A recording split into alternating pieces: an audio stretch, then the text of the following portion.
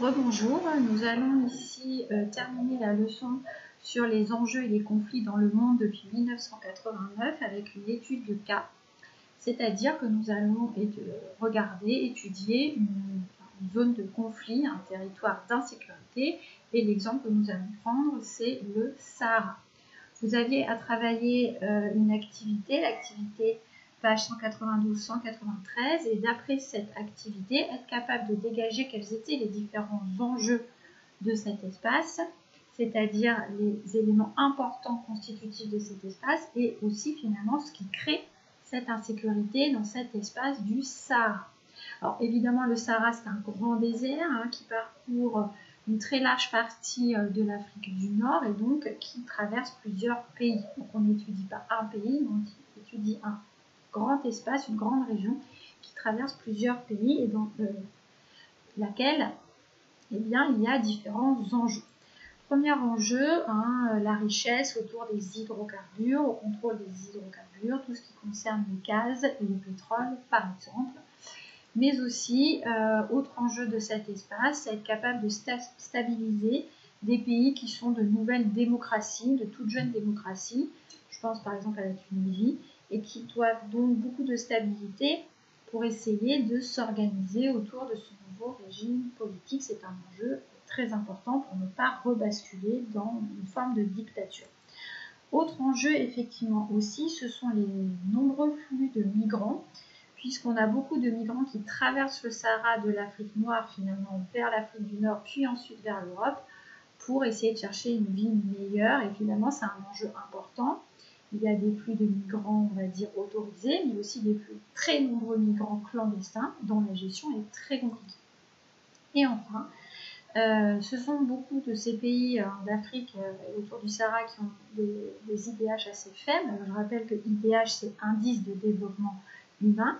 Ça sert à mesurer finalement le niveau de vie d'un pays à travers sa richesse, son niveau de scolarisation et son niveau de santé.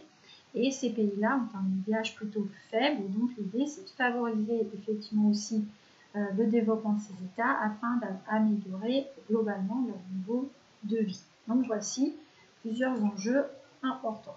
Face à ces enjeux, dont certains sont économiques, vous l'avez remarqué, mais d'autres aussi politiques, etc., ces enjeux ne sont pas sans créer une forme d'insécurité plus ou moins importante dans cet espace.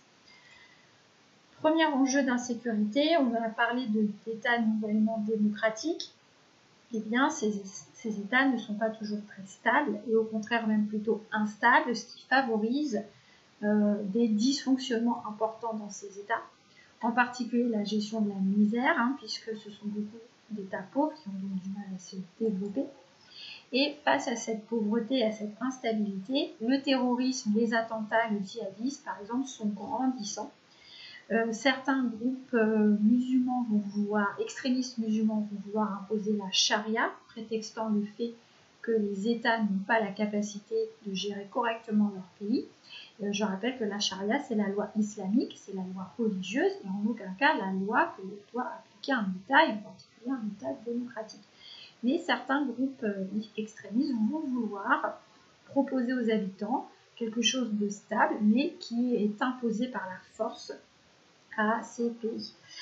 Pensez par exemple également à ces jeunes filles qui avaient été enlevées par Boko Haram dans leur lycée. Et bien voilà encore un exemple aussi de terrorisme important dans ces États. Il y a aussi des attentats dans des hôtels, dans les grandes villes. Il y avait des exemples qui étaient donnés dans l'autre activité. Et ce qu'on peut aussi ajouter, c'est que autour de cette insécurité, il y a tous ces pays comme la Tunisie, la Libye, etc., qui ont voulu jeter dehors leurs dictateurs, mais cela, ce qu'on appelait les printemps arabes, mais cela a provoqué des guerres civiles, et ces guerres civiles sont loin d'être entièrement éteintes, puisqu'il y a beaucoup de rivalités pour savoir qui finalement va être en charge de diriger ces nouveaux États, ce qui signifie finalement que l'installation de démocratie dans ces pays est extrêmement compliquée. Et puis, évidemment, autour, par exemple, des flux de migrants, mais aussi autour des hydrocarbures, mais aussi autour de trafics plus illégaux, comme les armes ou la drogue, eh bien, tout ceci, le contrôle de ces trafics, provoque aussi de l'insécurité pour savoir finalement qui va s'enrichir, qui va contrôler ces trafics légaux ou illégaux, et donc qui va pouvoir bénéficier de ces richesses. Et tout ceci n'est pas sans provoquer de l'insécurité. D'ailleurs, il n'est pas rare qu'il y ait des liens forts entre les trafiquants et le terrorisme et les attentats. Donc, vous voyez que dans le monde, depuis 1989, on est loin de connaître une paix idéale. Tout au long de cette leçon, on a vu des tas d'exemples de guerres civiles, de conflits, de terrorisme, de zones entières comme le Moyen-Orient, mais aussi comme ici le Sahara, où l'insécurité est grandissante et fait partie des problèmes encore arrivés à l'heure d'aujourd'hui, en 2020. Au revoir.